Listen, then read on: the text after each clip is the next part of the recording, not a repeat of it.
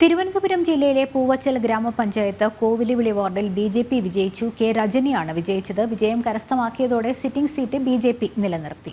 വിവരങ്ങളുമായി വിനോദ് ചേരുന്നുണ്ട്. വിനോദ്, എന്തായാലും സിറ്റിംഗ് സീറ്റ് നിലനിർത്തിക്കൊണ്ടുള്ള ബി.ജെ.പിയുടെ വിജയം തിരുവനന്തപുരം ജില്ലയിലെ പൂവച്ചൽ ഗ്രാമപഞ്ചായത്ത് കോവിലുവിളി വാർഡിൽ എന്താണ് വിവരങ്ങൾ?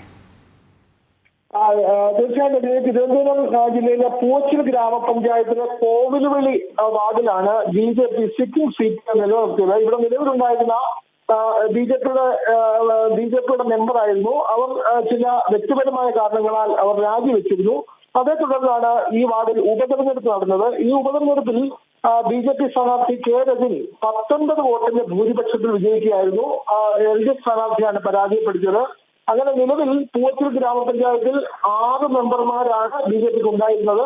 അതിൽ 6-ൽ ഒരു വാർഡിലാണ് ഉപതെരഞ്ഞെടുപ്പ് നടന്നത്. അങ്ങനെ 6 സീറ്റ് പൂവച്ചൽ ഗ്രാമപഞ്ചായത്തിൽ ഉണ്ടായിരുന്ന 6 സീറ്റ് ബി.ജെ.പി. ഇതോടെ നിലനിർത്തുകയാണ്. പൂവച്ചൽ ഗ്രാമപഞ്ചായത്ത് ഇടതുപക്ഷമാണ് ഭരിക്കുന്നത്. അവർ എല്ലാവിധ നിലവിലുള്ള എല്ലാ സംവിധാനങ്ങളും ഉപയോഗിച്ച് ഈ വാർഡിൽ അട്ടിമറിക്കുള്ള ശ്രമം നടന്നെങ്കിലും ബി.ജെ.പിയെ പരാജയപ്പെടുത്താൻ കഴിഞ്ഞില്ല. സിറ്റിംഗ് സീറ്റ് നിലനിർത്തി 19 വോട്ടിന്റെ ഭൂരിപക്ഷത്തിൽ ബി.ജെ.പി. സിറ്റിംഗ് സീറ്റ് നിലനിർത്തുകയായിരുന്നു. കെ. രജനിയാണ് വിജയിച്ചത്. വിനോദാണ് വിവരങ്ങൾ നൽകിയത്.